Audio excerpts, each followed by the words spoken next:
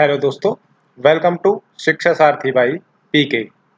साथियों, हम जो 1100 प्लस क्वेश्चन की सीरीज कर रहे हैं, आज हम करेंगे उसका पार्ट नंबर 8, जिसमें हम क्वेश्चन नंबर 351 से लेकर और 400 तक कंप्लीट करेंगे। ठीक है साथियों, चलिए तो बिना लेट के शुरू करते हैं आज की अपनी क्लास। अगर आपने हमारे चैनल को सब्सक्राइब नहीं किया तो सब्सक्राइब जरूर करें, इसके साथ साथ अपने दोस्तों के साथ भी इसे शेयर जरूर करें। चलिए शुरू करते हैं आज की अपनी क्लास। आज का आपका पहला क्वेश्चन है, हस्तशिल्प की शिक्षा दी जानी चाहिए ए मंदबुद्धि बालक को, बी पिछड़े बालक को, सी सामान्य बालक को या डी प्रखर बुद्धि बालक को। तो हस्तशिल्प की शिक्षा जो है वो ऐसे बालक को देनी चाहिए जो शिक्षा से दूर है या समझ नहीं सकता, ऐसे बालक को शिक्षा हस्तशिल्प की शिक्षा दी जानी चाहिए ताकि वो अपने हाथों से स्वयं ऐसा काम कर सके। तो ऐसा कौन सा बच्चा होता है? तो ऐसा होता है मंदबुद्धि बालक। ठीक है, तो मंदबुद्धि बालक को हस्तशिल्प की शिक्षा दी जानी चाहिए। क्वेश्चन नंबर 352 है आपका, व्यक्तियों में एक दूसरे से भिन्नता क्यों होती है? ए वातावरण के प्रभाव के कारण, बी जन्मजात विशेषताओं के कारण, सी वंशानुक्रम और वातावरण के बीच अन्योन्य क्रिया के कारण या डी प्रत्येक व्यक्ति को उसके माता पिता से जीनों का भिन्न समुच्चय प्राप्त होने के कारण। तो आपने ये कई बार क्वेश्चन पढ़ा भी होगा।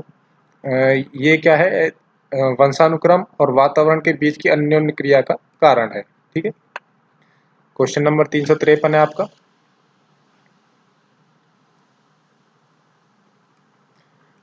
व्यक्ति में उन मनोशारीरिक अवस्थाओं का गतिशील संगठन जो उसके पर्यावरण के साथ अद्वितीय सामंजस्य निर्धारित करता है वह कहलाता है। ए व्यक्तित्व, बी समायोजन, सी संवेदना या डी चरित्र। तो ये क्या कहलाता है? ये कहलाता है ऑप्शन ए व्यक्तित्व, आपका सही आंसर है। ठीक है, क्वेश्चन नंबर 354 है आपका,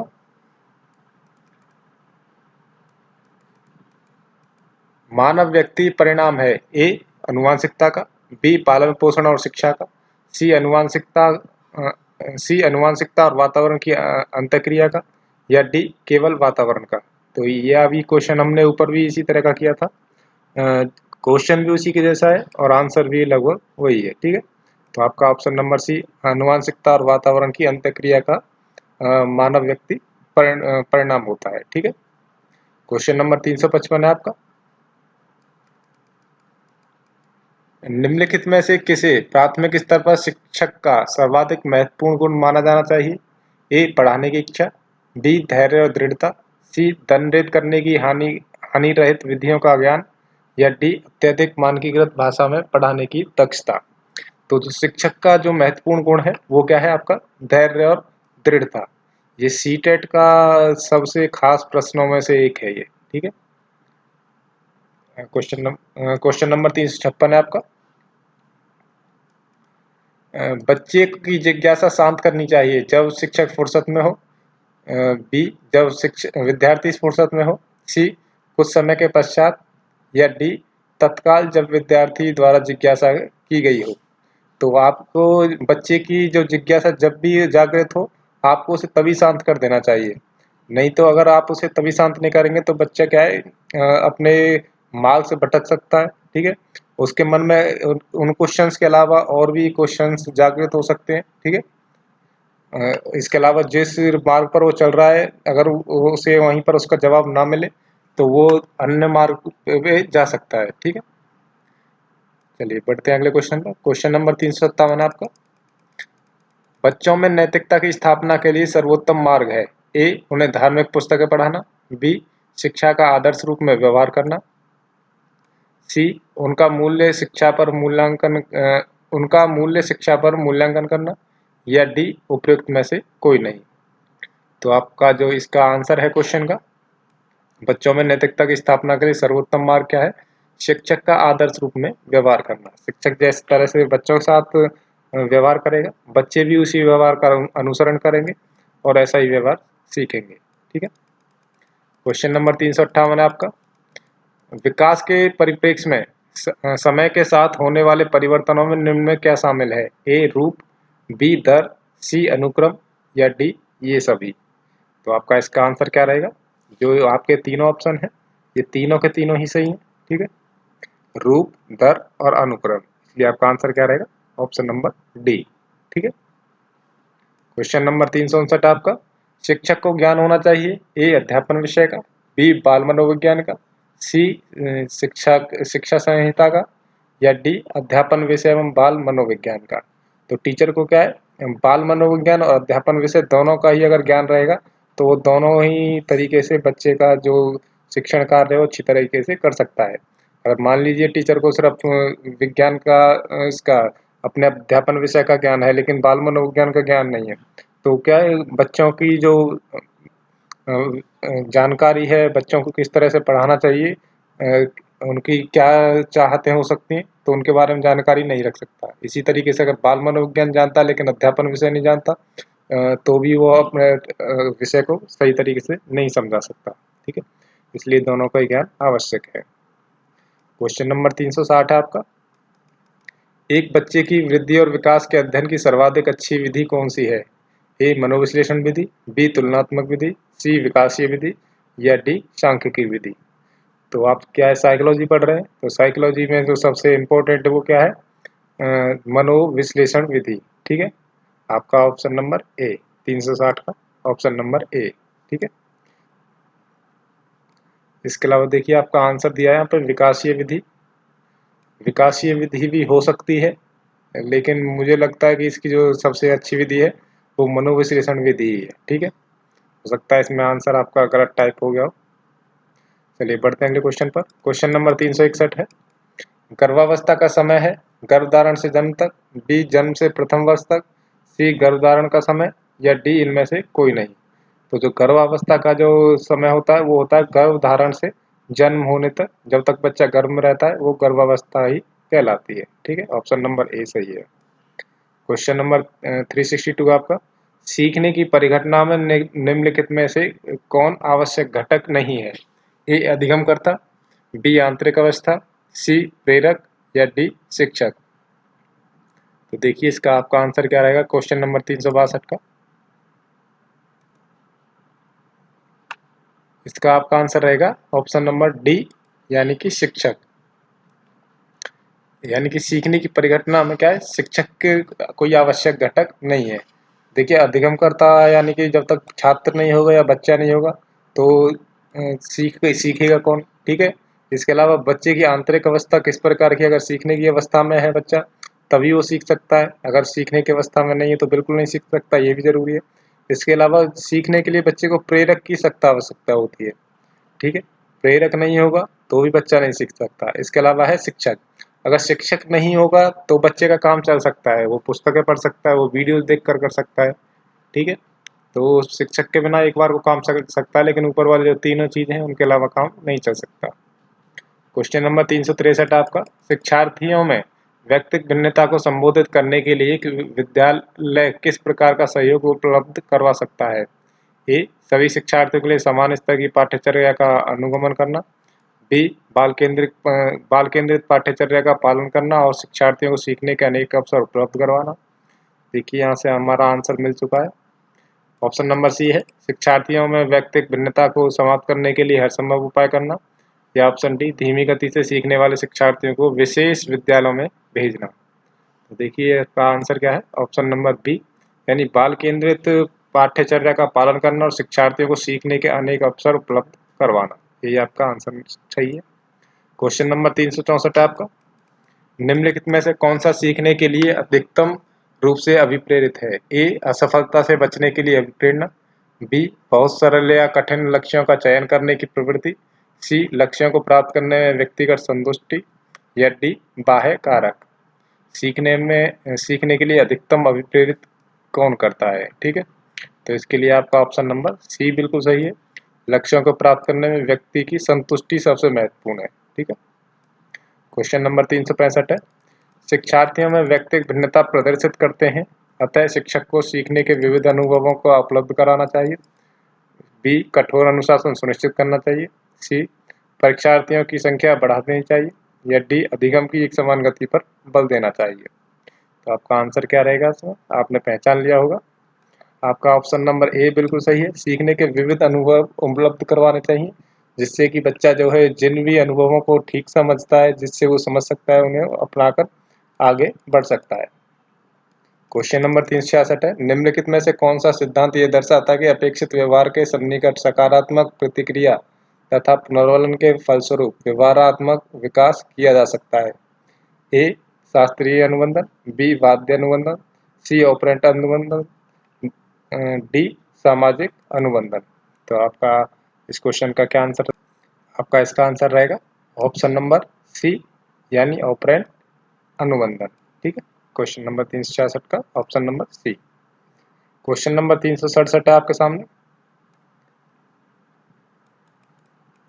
बच्चा किस प्रकार सीखता है? ए पुस्तकें पढ़कर, बी परिचर्चा द्वारा, सी प्रश्न पूछकर, या डी कई प्रकार से। देखिए बच्चा इन तीनों तरीके से सीखता है। इसके अलावा और भी तरीके हैं जिनसे बच्चा सीख सकता है। ठीक है, तो इसलिए आपका ऑप्शन नंबर डी बिल्कुल सही रहेगा।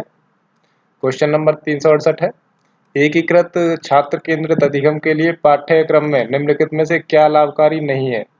ए छात्र का प्रेरणा विकास, बी सहकर्मी संचार की विकास, सहकर्मी संचार का विकास, सी छात्र शिक्षक संबंध का निर्माण, या डी खोज सक्रिय अधिगम का ह्रास। तो देखिए इसमें क्या है, सभी में बिल्कुल सही तरीके से चल रहा है, लेकिन इसमें क्या है, इसमें खोज करने का जो अधिगम है उसका शरण किया जा रहा है, यानी खत्म किया जा रहा है। तो आपका यही वाला ऑप्शन बिल्कुल सही रहेगा इस क्वेश्चन के लिए। ठीक है, ये हमें बिल्कुल नहीं करना चाहिए। क्वेश्चन नंबर 369 है आपका। हालांकि यह स्पष्ट रूप से उनकी सुरक्षा आवश्यकता का उल्लंघन करता था, लेकिन अपने देश की रक्षा करते हुए कैप्टन विक्रम बत्रा कारगिल युद्ध में शहीद हुए। उन्हें संभवतः ए असाधारण अनुभव की इच्छा थी, बी आत्मसिद्धि प्राप्ति की इच्छा थी, सी अपने अपनत्व संबंधी आवश्यकताओं की अपेक्षा, या डी अपने परिवार के लिए ख्याति प्राप्त करना। तो देखिए उन्हें क्या है, आत्म सिद्धि की प्राप्ति की इच्छा थी, इस वजह से वो स्वयं को शहीद कर गए अपने देश के लिए। ठीक है, ऑप्शन नंबर बी सही है। क्वेश्चन नंबर 370 आपका, डैश की अवस्था तक बालक की दृष्टि एवं श्रवण इंद्रियां पूर्ण विकसित हो चुकी होती हैं? ए 3 से 4 वर्ष तक, बी 6 से 7 वर्ष तक, सी 8 से 9 वर्ष तक, या डी इनमें से कोई नहीं। तो बच्चे की श्रवण इंद्रियां और दृष्टि इंद्रियां क्या है, 3 से 4 वर्ष तक विकसित हो जाती हैं। ठीक है, ऑप्शन नंबर ए बिल्कुल सही है। क्वेश्चन नंबर 371 है आपके सामने। सामान्य तथा विशिष्ट कारक सिद्धांत का प्रतिपादन किया था? ए अल्फ्रेड बिने ने, बी स्पीयरमैन ने, सी गिलफोर्ड ने, या डी थर्स्टन ने। तो किसने किया था? ये किया था स्पीयरमैन ने। ठीक है, ऑप्शन नंबर बी बिल्कुल सही है। क्वेश्चन नंबर 372 आपके सामने। निम्नलिखित में से कौन सा सीखने का नियम नहीं है? ए तत्परता का नियम, बी तनाव का नियम, सी प्रभाव का नियम, या डी अभ्यास का नियम। तो इसके लिए आपका आंसर क्या रहेगा?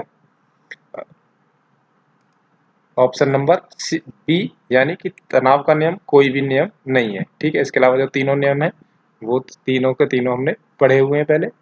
ठीक है, क्वेश्चन नंबर 373 है, निम्न में से कौन सीखने के गेस्टाल्ट सिद्धांत से संबंधित नहीं है? ए पेवलोव, बी स्किनर, सी थॉर्नडाइक, या डी कोहलर। तो कोहलर क्या है, अंतर्दृष्टि सिद्धांत से संबंधित है। ठीक है, गेस्टाल्ट का जो अंतर्दृष्टि सिद्धांत है उससे संबंधित है। कौन? D Kohler. ठीक है, क्वेश्चन नंबर 374 आपका। मूल्यांकन प्रक्रिया का सोपान है? ए उद्देश्य का निर्माण, बी उद्देश्यों की प्राप्ति के लिए अध्यापन अध्ययन क्रियाओं का निर्धारण, सी मूल्यांकन की प्रविधियां व चयन एवं निर्माण। तो ये तीनों के तीनों क्या है, मूल्यांकन प्रक्रिया के सोपान है, इसलिए आपका ऑप्शन नंबर डी बिल्कुल सही है। अगला क्वेश्चन आपका, क्वेश्चन नंबर 375। शिक्षक द्वारा कक्षा में डांट पड़ने पर छात्र यदि घर आकर अपनी छोटी बहन पर गुस्सा जाहिर करता है तो यह किसका उदाहरण बनता है? ए विस्थापन, बी उदात्तीकरण, सी रूपांतरण, या डी प्रतिक्रिया निर्माण। तो ये क्या है, विस्थापन का ये एक उदाहरण है। यानी कि बच्चे का क्या है, वहाँ पे स्कूल में अपने टीचर के ऊपर तो गुस्सा नहीं दिखा सकता, इसलिए अपने गुस्से को शांत करने के लिए वो घर जाकर अपनी छोटी बहन पर उसका गुस्सा उतारता है। ठीक है, इसे बोलते हैं विस्थापन। अल्बर्ट बंडूरा निम्न में से किस सिद्धांत से संबंधित है? ए सामाजिक अधिगम सिद्धांत, बी व्यवहारात्मक सिद्धांत, सी विकास की संज्ञानात्मक सिद्धांत, या डी विकास का मनोसामाजिक सिद्धांत।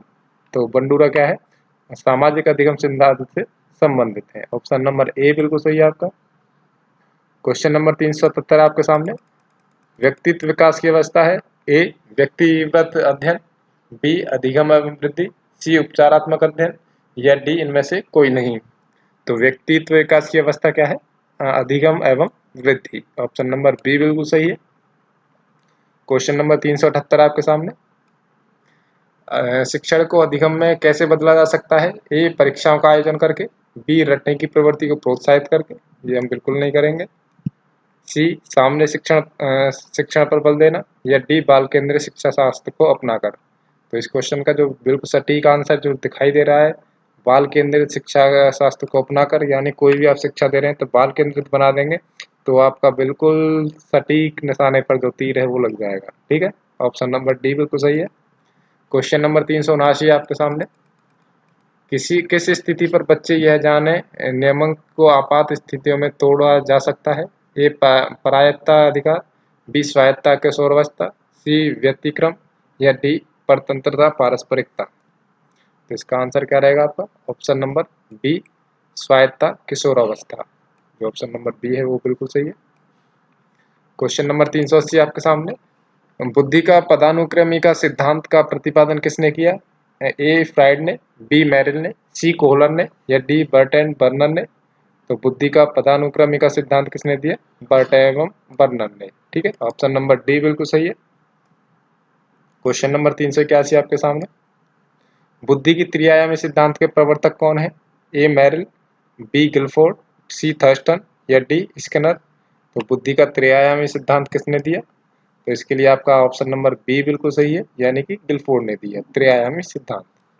ये हम आपको साइकोलॉजी की जो साइकोलॉजिस्ट की सीरीज हमने कराई थी उसमें एक वीडियो में हम करा चुके हैं। ठीक है, अगर नहीं देखी तो एक बार उसको पुनः जरूर देखें। क्वेश्चन नंबर 382 है, निम्नलिखित कथनों में से कौन निष्पादन परीक्षण का सबसे सही वर्णन करता है, ए यह एक गति परीक्षण है, बी यह एक शक्ति परीक्षण है, सी इसमें भाषा का प्रयोग नहीं होता है, या डी यह एक विशेष योग्यता परीक्षण है। तो ये क्या है, विशेष योग्यता परीक्षण है, यानी कि किसी के पास इसकी योग्यता है तभी वो इसको यूज कर सकता है निष्पादन परीक्षण का। ठीक है, अगर उसे इसका ज्ञान नहीं है तो वो इसे ठीक से प्रयोग नहीं कर सकता, इसलिए आपका ऑप्शन नंबर डी बिल्कुल सही है। क्वेश्चन नंबर 383 है, एक अभिभावक आपसे विद्यालय में मिलने के लिए कभी नहीं आता, आप क्या करेंगे, बच्चे की उपेक्षा करेंगे, बिल्कुल नहीं करेंगे। ऑप्शन बी अभिभावक को लिखेंगे, हाँ लिख सकते हैं। चलिए और ऑप्शन देख लेते हैं, अगर इससे अलग कोई और लगता है तो। सी आप स्वयं उनसे मिलने जाएंगे, बिल्कुल, इसको हम सबसे ऊपर रखेंगे। एक और ऑप्शन देख लेते हैं, बच्चे को दंड देना शुरू करेंगे, ये हम बिल्कुल नहीं करेंगे, दंड तो बिल्कुल देना ही नहीं बच्चे को, दंड साइकोलॉजी में दंड का कोई नाम निशान नहीं है। ठीक है, जहाँ पर भी दंड देने का अर्थ आ जाए तो वहाँ पर क्या है, वो बिल्कुल सबसे गलत आंसर है आपका। ठीक है, इसलिए आपका आंसर क्या रहेगा, ऑप्शन नंबर सी आप स्वयं उनसे मिलने जाएंगे। ठीक है, क्वेश्चन नंबर 384 है, समायोजन की विधियां हैं, ए कुंठा, बी संघर्ष से, सी एक और दो दोनों, या डी धन से। तो जो कुंठा और संघर्ष है ये दोनों ही आपका आंसर है, इसलिए आपका ऑप्शन नंबर सी बिल्कुल सही है। क्वेश्चन नंबर 385 आपके सामने, पाइगोट्सी के सिद्धांत में विकास के किस पहलू की उपेक्षा होती है, ए सामाजिक, बी सांस्कृतिक, सी जैविक, या डी भाषाई। तो इनकी क्या है, जैविक जो घटक है उसकी उपेक्षा होती है। ठीक है, ऑप्शन नंबर सी बिल्कुल सही है। क्वेश्चन नंबर 386 आपके सामने, सामान्य बुद्धि के कारक हैं, ए एक कारक जो उसके स्तर के बारे में भाषाई भविष्यवाणी करता है, बी बुद्धि के सामान्य वितरण में मानक विचलन, सी मानसिक योग्यता का मापन करने के लिए सामान्य शब्द, या डी एक बालक की बुद्धि लब्धि का विकास करने के लिए आवश्यक मार्गदर्शन। देखिए इसका आंसर क्या रहेगा आपका, ऑप्शन नंबर बी, यानी कि बुद्धि के सामान्य वितरण में मानक विचलन आपका बिल्कुल सही आंसर है। क्वेश्चन नंबर 387 आपके सामने, व्यक्तिक भिन्नता के मिलन के संबंध में एक अध्यापक की भूमिका होनी चाहिए, ए व्यक्ति के दृष्टिकोण, अभिरुचि और योग्यता को जानने का प्रयास, बी व्यक्ति आधारित पाठ्यक्रम को उनकी आवश्यकता के अनुसार जानने की कोशिश, सी एक और दो दोनों, या डी इनमें से कोई नहीं। तो क्या है, आपके दोनों ही आंसर सही हैं बिल्कुल, इसलिए आपका ऑप्शन नंबर सी बिल्कुल सही रहेगा। क्वेश्चन नंबर 388 आपके सामने। एक अध्यापक विद्यार्थियों को अलग प्रकार से के कार्य प्रदान करता है। वह विश्वास करता है कि ए विद्यार्थी एक जैसा कार्य दिया जाना पसंद नहीं करते, बी इससे विद्यार्थियों में प्रतिस्पर्धा की भावना उत्पन्न होती है, सी विद्यार्थियों में व्यक्तिगत भिन्नता होती है, या डी विद्यार्थी एक दूसरे से के कार्य की नकल नहीं कर सकते। देखिए इसका आंसर क्या रहेगा आपका, ऑप्शन नंबर सी विद्यार्थियों में व्यक्तिगत भिन्नता होती है। कोई भी बच्चा आपस में बिल्कुल एक जैसा नहीं होता, उनमें थोड़ी बहुत भिन्नता होती ही होती है। ठीक है, क्वेश्चन नंबर 389 आपके सामने।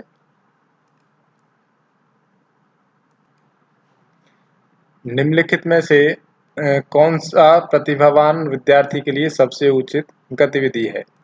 ए एक साथ 5 पाठों के अंत में दिए गए अभ्यास के एक साथ हल करना, बी उन्हें अतिरिक्त कक्षा में पढ़ाना, सी हाल ही में हुए विद्यार्थियों में आयोजित एक खेल का पर रिपोर्ट लिखने के लिए कहना, या डी दी गई अवधारणाओं पर एक मौलिक नाटक लिखना।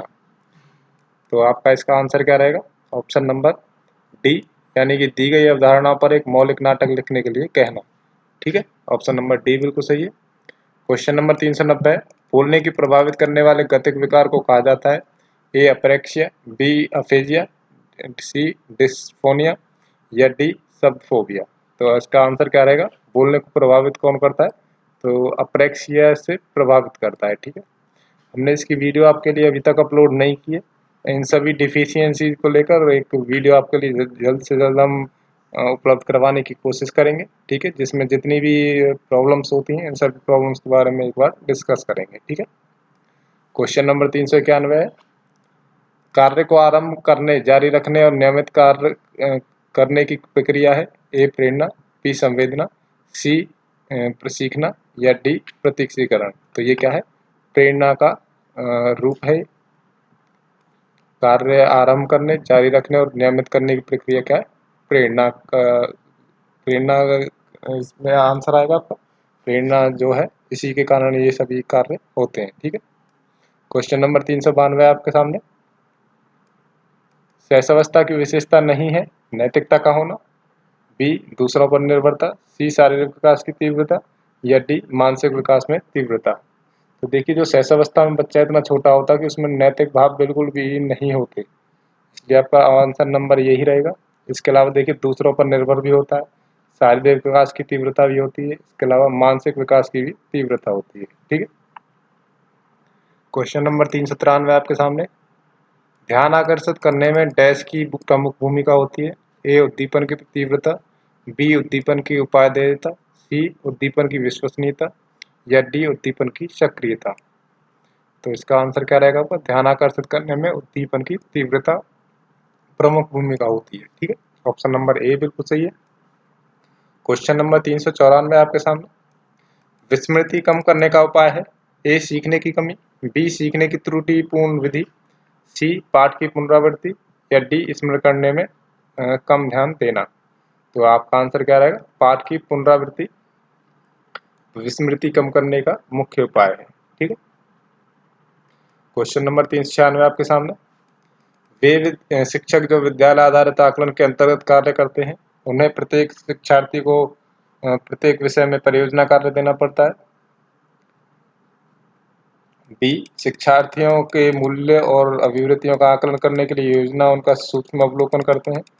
सी व्यवस्था के लिए स्वामित्व की भावना रखते हैं, या डी उन पर अधिक कार्य का बोझ रहता है क्योंकि उन्हें सोमवार की परीक्षा सहित अवसर परीक्षा लेनी पड़ती है। तो इसका आंसर क्या रहेगा आपका, ऑप्शन नंबर सी, यानी कि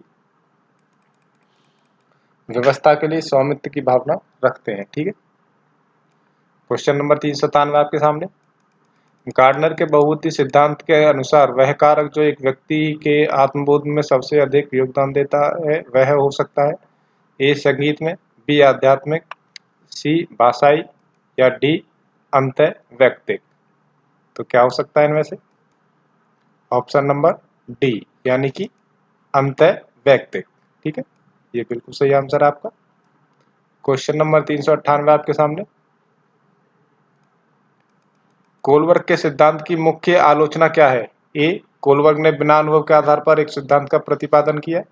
बी, कोलबर्ग ने प्रतिपादित किया कि नैतिक तर्क विकासात्मक होता है। सी, कोलबर्ग ने पुरुष और महिलाओं के नैतिक तर्क में सांस्कृतिक विभिन्नताओं को ध्यान में नहीं रखा। या डी, कोलबर्ग ने नैतिक विकास की स्पष्ट अवस्थाओं का वर्णन नहीं किया। तो इसमें क्या है, आपका आंसर नंबर सी बिल्कुल सही है। कोलबर्ग ने पुरुष और महिलाओं के लिए नैतिक तर्क में सांस्कृतिक विभिन्नता को ध्यान में नहीं रखा है। ठीक है। क्वेश्चन नंबर 399 है, प्रत्येक शिक्षार्थी अपने आप में अद्वितीय है। इसका अर्थ है किसी भी दो शिक्षार्थियों की योग्यता, रुचि और प्रतिभा समान नहीं होती है। बी, शिक्षार्थियों के गुणों में सामान्यता नहीं होती है और न ही उन्हें लक्ष्य सामान्य होते हैं। सी, सभी शिक्षार्थियों के लिए एक सामान्य पाठ्यक्रम संभव नहीं है। डी, शिक्षार्थियों की क्षमता को विकसित करना असंभव है। तो आपका इसका आंसर क्या रहेगा? ऑप्शन नंबर ए, यानी कि किसी भी दो शिक्षार्थियों की योग्यता, रुचि और प्रतिभा समान नहीं होती है, सभी में थोड़ा बहुत अंतर जरूर होता है। ठीक। आज का आपका आखिरी क्वेश्चन है, कक्षा में विद्यार्थियों को अधिगम के लिए प्रेरित करने हेतु किस युक्ति का अनुप्रयोग आप नहीं करेंगे? ए, छात्रा में स्वस्थ प्रतिस्पर्धा स्थापित करना। छात्र नहीं, यहाँ पे छात्रों आएगा। छात्रों में स्वस्थ प्रतिस्पर्धा स्थापित करना। बी, उन्हें आत्मगौरव की अनुभूति कराना। सी, उनकी अत्यधिक प्रशंसा करना। या डी, गतिविधि आधारित शिक्षण अधिगम विधियों का अनुप्रयोग करना। तो आपका आंसर क्या है? ऑप्शन नंबर सी, उनकी अत्यधिक प्रशंसा करना। ये इसकी जरूरत नहीं होती है। ठीक है। इसके अलावा देखिए, छात्रों में स्वस्थ प्रतिस्पर्धा स्थापित करना भी जरूरी है, उन्हें आत्मगौरव की अनुभूति कराना भी जरूरी है। इसके अलावा डी, गतिविधि आधारित शिक्षण अधिगम विधियों का अनुप्रयोग करना भी आवश्यक है। ठीक है। सी की कोई ज़रूरत नहीं होती प्रशंसा करने की। ज़्यादा प्रशंसा करेंगे तो क्या है, बच्चे अपने विचारों में और भावों में ज़्यादा खोए रहते हैं, पढ़ाई कम करते हैं। ठीक है। चलिए तो साथियों, आज की क्लास हमारी यहीं समाप्त होती है। आशा है ये वीडियो आपको अच्छी लगी होगी, समझ में आई होगी। समझ में आई है, अच्छी लगी है और चाहते हैं हम आपकी इसी तरीके से आगे भी हेल्प करते रहें, तो वीडियो को लाइक करें, साथ के साथ साथ अपने दोस्तों के साथ भी इसे शेयर करें, ताकि आपके साथी भी हमारे इस वीडियो के साथ जुड़ सकें और अपने आने वाली परीक्षाओं के लिए यहाँ से आकर प्रैक्टिस कर सकें। चलिए तो मिलते हैं कल अगली वीडियो में, तब तक के लिए थैंक यू एंड बाय।